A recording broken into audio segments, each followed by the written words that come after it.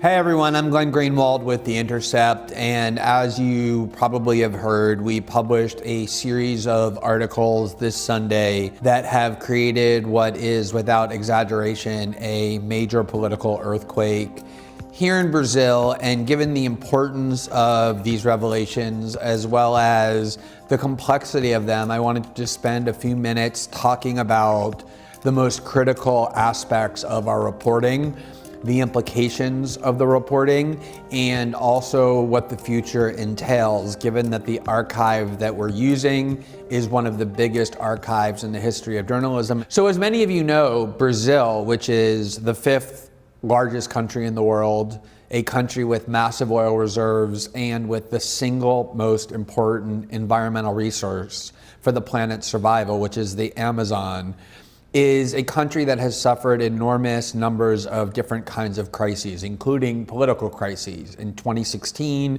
they impeached the twice elected president from the Workers' Party, the center-left party, Dilma Rousseff, and then last year in 2018, a figure who has been on the fringes of Brazilian politics for decades, the far-right Congressman Jair Bolsonaro, ascended to power, something which a year before or even 6 months before was unthinkable. So it's a country that is undergoing radical changes and that is of incredible importance far beyond its own borders. But by far the most important event that took place in Brazil was the imprisonment last year of former Brazilian President Lula da Silva. And the reason his imprisonment was so important wasn't just because he's a giant on the world stage in the democratic world. Even though he is that. He was elected as a former labor leader, as somebody who grew up in intense poverty, who was illiterate until the age of 10, who lost a finger working in a factory as a laborer, so the type of person who never wielded power in Brazil. He was twice elected overwhelmingly in 2002 and 2006, and then was term limited out of office in 2010 and left office with an 87% approval rating, unheard of in any country, any major country in the democratic world, because he lifted millions of people out of poverty, transformed Brazil fundamentally. And so just to put him in prison without anything else is already an extraordinary event. But what made it so much more critical was that Lula had announced, and everybody knew, that he was intending to run for president again in 2018. And all polls showed that he was the overwhelming front runner. He was leading every other candidate, including Bolsonaro, by 10, 15, 20, 25 points. And so when Lula was imprisoned, and then an appellate court very quickly affirmed that conviction with a strange speed in time to make him ineligible to run, it meant that they were removing from the election the political leader that Brazilians wanted to be their next president. So when you remove and bar and render ineligible one of the giants of political history of the 20th century and the person leading the presidential race, obviously that is an earth-shattering political action to take. And the reason Lula was imprisoned is because there has been this 5-year corruption probe that has been sweeping in nature. It has put billionaires and powerful politicians from multiple parties into prison, and it turned into heroes the team of prosecutors, including led by a young prosecutor in his 30s named Delton Delangal, who used his celebrity to write a best-selling book, and especially the judge who oversaw most of the convictions, who became an international celebrity, Sergio Moro. He was named as part of the Time 100 most influential figures, and there was a huge 60 Minutes piece on him. They really became icons, heroes of the noble crusade to fight corruption. And here in Brazil, there was almost no journalistic questioning of them. They used the media. They would leak information all the time about whatever politicians whose reputation they wanted to destroy. They wielded immense power, and they put Lula in prison and removed him from the presidential race. And after a few years, people started questioning what their real motives were. Are they really apolitical, anti-corruption warriors who have no ideology other than fighting corruption and applying the law to everybody equally, which everyone agreed was a noble thing?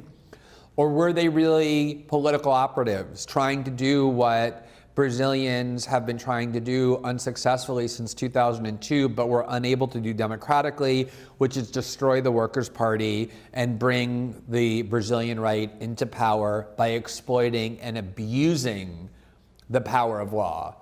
And there was no way to know which of those theories was correct because they operated entirely in the dark. They had almost no journalistic investigation. And the archive, the massive archive that our source provided to us, is the first look, the real look inside of the actions of Judge Moro and of the prosecutors who composed the task force that have put so many people into prison, including former President Lula da Silva.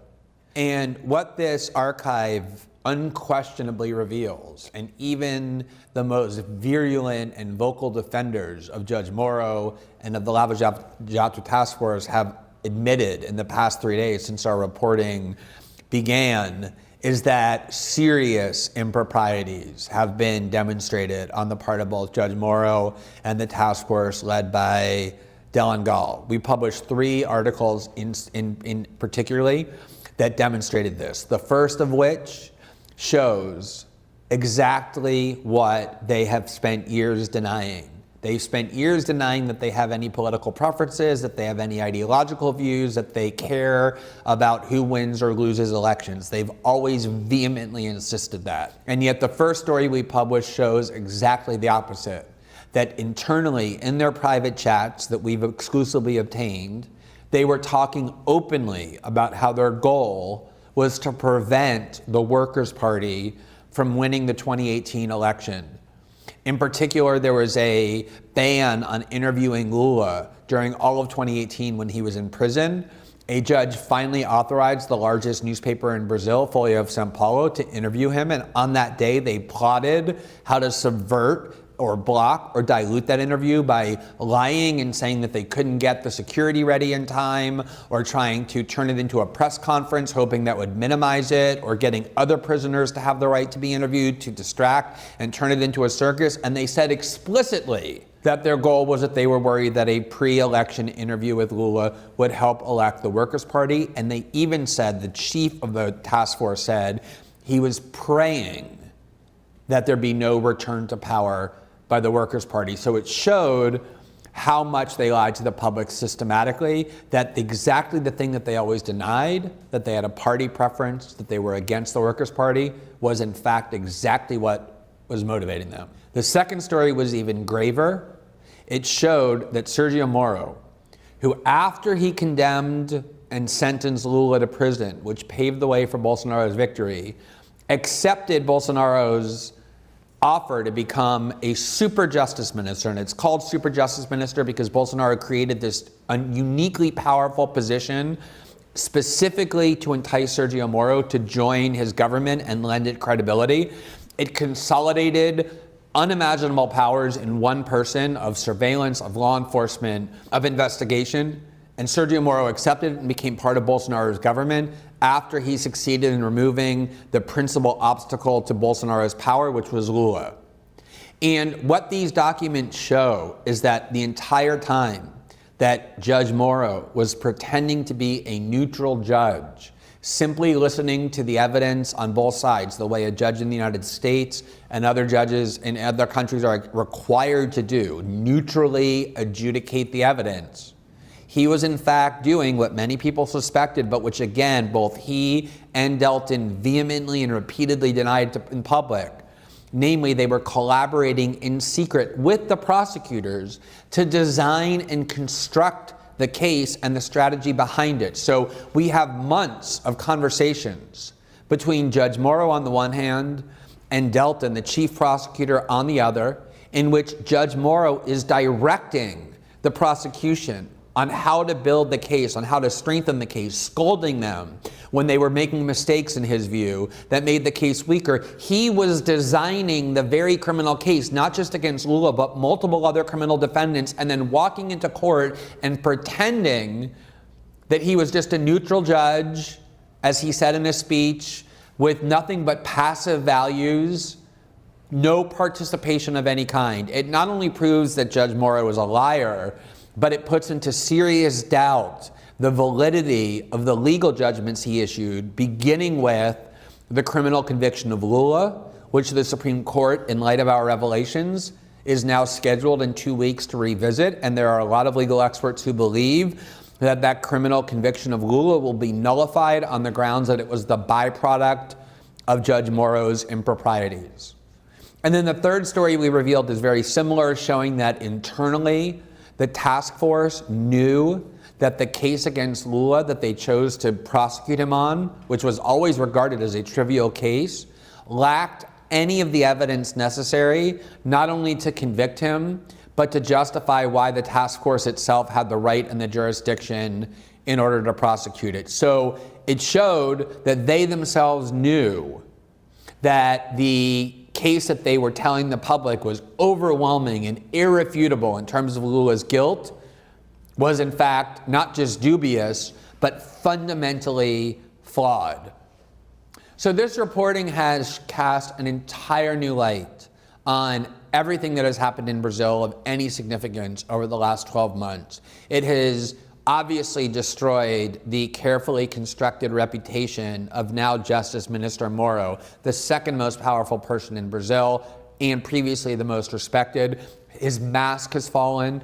Everyone has read for themselves the conversations that he had with Deltan, where he collaborated unethically and against all basic notions of fairness in helping the prosecution build a case. They've seen that the task force itself did exactly what they always denied, namely explicitly thought about how to destroy the Workers' Party. And it has led even right-wing newspapers that have long cheered Judge Moro to call for his resignation, to call for Deltan's firing. And because these figures have been so crucial to Brazilian politics over the last 5 years, and because Judge Moro is so central to the legitimacy of the Bolsonaro government, it's hard to imagine revelations more significant than these. We began with 3 stories that we thought were incredibly important. There's still many, many, many stories left to report. We are reporting them systematically and carefully and professionally, the way that we did in the case of Snowden, to make sure that everything that we're reporting is of the highest accuracy, which means that even more light will be shined on the Minister of Justice, Sergio Moro, Deltan Dallagnol, and the rest of the prosecutorial task force that has dominated Brazilian politics for so long. The reason I say the implications of the story go far beyond Brazil is because it's a critical reminder of several important points. Number one, the fact that people who wield great power of law enforcement, of prosecutorial power, of surveillance, of law enforcement investigation, no matter how noble they begin with their intentions, can easily abuse their power if they lack transparency, which is exactly what happened in this case. They became drunk with their own publicity, with their own power, and decided that they were noble enough to break every rule and every law in order to achieve their outcome. It's a reminder to be skeptical of law enforcement agencies and government agencies that operate in the dark, a reminder that every democracy needs. It's also a critical reminder of what a free press really does, which is shine a light on the most powerful factions. A lot of you probably know that Brazil is a country plagued by a lot of political violence. And here in Brazil, we have a team that we've assembled over the last 3 years of overwhelmingly young, incredibly courageous, and highly professional journalists and editors and staff people who have reported this story despite serious risks. They're taking on the most powerful actors in Brazil, including the people most crucial to a highly repressive and threatening government, one led by a person who was part of and has repeatedly praised this country's military dictatorship. So it's again a reminder of how critical transparency is when sources come forward with information that powerful actors have been hiding. The duty of the journalist is to inform the public of what the public has the right to know. And our team here in Brazil has done that with remarkable courage, remarkable professionalism, and has done immense good for their country, which is journalism at its best.